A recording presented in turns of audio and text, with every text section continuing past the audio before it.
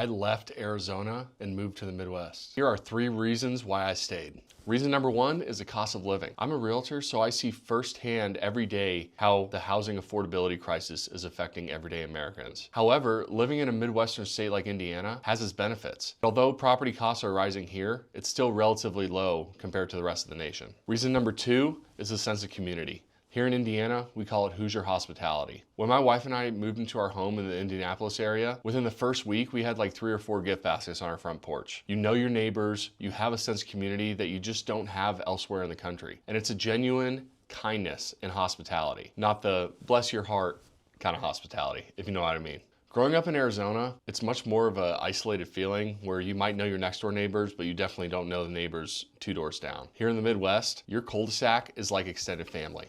And the third reason I moved to Indiana is due to its central location in the Midwest and its accessibility to so many major cities. Growing up in the Phoenix metro area, you had to drive 4, 5, 6 hours to get to another destination outside of the state. San Diego's like 6 hours. You gotta drive like 3 or 4 hours just to get to Yuma from the Phoenix metro area, depending on where you're at. Here in Indianapolis, it's known as the Crossroads of America. And that's because more major interstates go through Indianapolis than any other city in the United States. So if you want to take a weekend getaway to Chicago, you're looking at 2.5 hours. Louisville's 2 hours away. Cincinnati's barely 2 hours away. Nashville, Tennessee's only 4 hours away. There's so much to explore within just a 5-hour radius of Indianapolis. So if you've been thinking about a change of scenery and maybe you want 4 seasons, we'll call that reason number 4. Be sure to reach out, drop a comment here, or shoot me a DM, and we'll get your home search started.